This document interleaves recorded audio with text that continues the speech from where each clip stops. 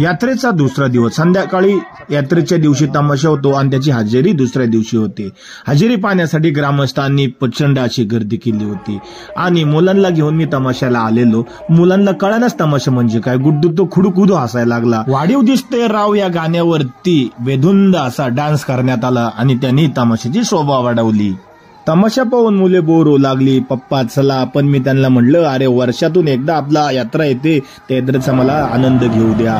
त्यांना म्हटलं चला तुम्हाला ज्यूस प्यायला नेतो आणि मग यात्रा फिरवतो. यात्रेत फिरायला गेल्यानंतर प्रत्येकाची ख्वाहिश मला मास्क घे. मला खूप लोकांनी आपल्याला मास्क लावलेत, आपण कशाला दुसरे मास्क लावायचे. एका मुलाने 300 रुपयाची खरेदी केली आणि सर्व खरेदी हे कॅमेऱ्यात दाखवत होते.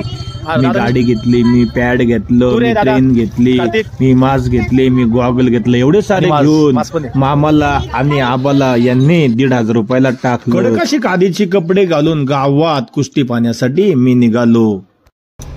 खूप छान प्रकारे कुस्ती भरते आणि इनाम पण खूप मोठा असतो. तर आम्ही सगळे चाललोय कुस्ती पाहायला. हे बघा, हे आमचे पैलवान आहेत, आज आखाड्यामध्ये उतरणार आहेत. हे 2 पैलवान मागे बसलेले आहेत. जोग स्पोर्ट अकॅडमी केळगाव या ठिकाणी खरोखरच हे 2 पैलवान व्यवस्थित आणि छान अशी प्रॅक्टिस करतात. गाडीतून रुबाबात एंट्री करत निघालो आखाड्याच्या मैदानात. संध्याकाळचे वाजले होते 5, तरी पब्लिकांनी बरीचशी गर्दी केली होती कुस्ती पाहण्यासाठी. आपले हे 2 पैलवान जोग स्पोर्ट अकॅडमी केळगाव या ठिकाणचे होते आणि कॉस्ट्युम घालून मातीत खेळत होते, पण कुस्ती मात्र खरोखरच भारी केली होती. ह्या कुस्तीचा इनाम मात्र 200 दिला. ह्या कुस्तीकडेच कुणाचं लक्ष नव्हतं, पण ही कुस्ती ह्या कॅमेऱ्यात तुम्ही पाहू शकता आणि फक्त ही माझ्या व्हिडिओवर पाहू शकता.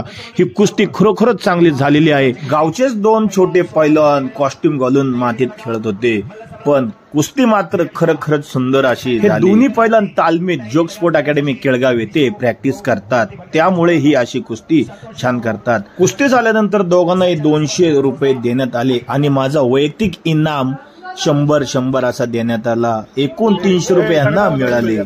कुस्तीच्या आखाड्यात जाऊन वेळ खायचा आनंद हा काही वेगळाच असतो. हा आनंद लुटताना आमचे पैलवान वेळ खाऊन झाल्यानंतर संध्याकाळी गावात पुन्हा एकदा खरेदीसाठी गेलो, कारण पैलवानाने जिंकलेले पैसे खर्च करायचे होते त्यांना. गावात खरेदीसाठी बायको आली होती, पण बायकोनी संसाराच्याच वस्तू घेतल्या. कढई याचेच झाले होते 850. जम्पिंग झपाक पाहिल्यानंतर उड्या मारायचा मोह काय मुलांना सुटला नाही. मग सगळे जम्पिंग झपाक करत उड्या मारू लागले. आरवची उडी पाहून मी म्हटलं अरे बाळा हळू, पाय बी दुखायचे. गुड्डूचा गुडघा दुखत होता, पण ईद मात्र उड्या जोरात मारत होता.